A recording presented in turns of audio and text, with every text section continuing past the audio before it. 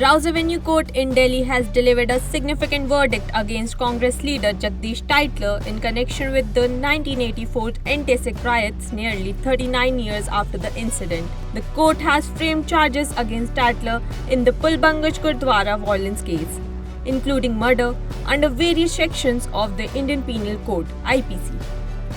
The Central Bureau of Investigation (CBI) had filed a charge sheet against Tytler on May 20, 2023.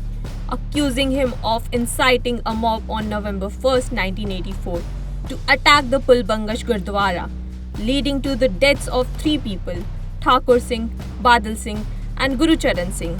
The charges including rioting, incitement to commit a crime and murder. This case relates to violence following the assassination of former Prime Minister Indira Gandhi in 1984. During which Tytler allegedly incited a mob to attack Sikhs, leading to the Pulbangaj Gurdwara being set on fire and the killing of several Sikhs. The Delhi High Court has denied the interim bail request of Omar Salim, chairman of the banned organisation Popular Front of India. A bench led by Justice Pratibha Singh dismissed the plea on Friday. Omar Salam had sought temporary release following the death of his daughter, stating that he wished to spend time with his family. However, the court rejected the request, citing concerns that Omar Salam, being an influential figure, might interfere with witnesses if granted bail. Prior to approaching the High Court, Omar Salam's interim bail request was also rejected by the trial court. He was arrested in 2022 during a raid conducted by the NIA and ED. Jamaat-ul-Ulema-e-Hind, a Muslim religious leaders organization, has petitioned the Supreme Court to stop the use of bulldozers in 3 states. Senior advocate C.U. Singh presented the petition before a bench led by Justice B.R. Gavai, requesting an immediate ban on demolishing the homes of accused individuals with bulldozers. Singh emphasized the urgency of the matter, and the court agreed to hear the case on September 2nd. The petition highlights incidents in Uttar Pradesh, Madhya Pradesh and Rajasthan, where bulldozers were used to demolish properties belonging to accused members of the Muslim community. For example, in May, a property in Madhya Pradesh was destroyed just hours after an incident, even before legal proceedings began. Similarly, in Uttar Pradesh, 6 properties were demolished in June, and in Rajasthan, the house of an accused father was demolished following a school stabbing incident involving his son. The authorities in these states claim that the bulldozer operations were conducted due to illegal encroachments or unauthorized constructions. The Supreme Court's decision on September 2nd will determine the fate of this petition.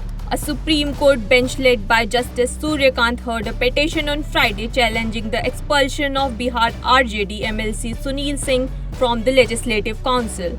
The court has issued a notice to the Bihar Legislative Council office and the Election Commission seeking their response. Sunil Singh, a member of RJD in the Legislative Council, was accused of making objectionable remarks against CM Nitish Kumar. In July, the Ethics Committee of the Legislative Council reviewed these allegations and recommended his expulsion.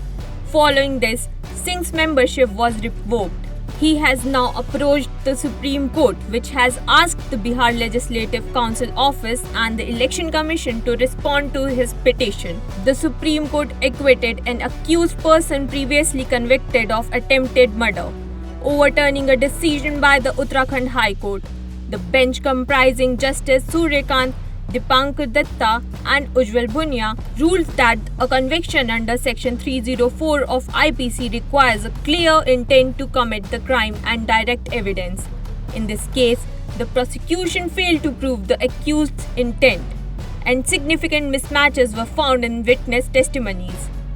Justice Suryakant emphasized that while minor inconsistencies in witness statements are common, especially when considerable time has passed, the court should disregard evidence if these inconsistencies undermine the credibility of the witness.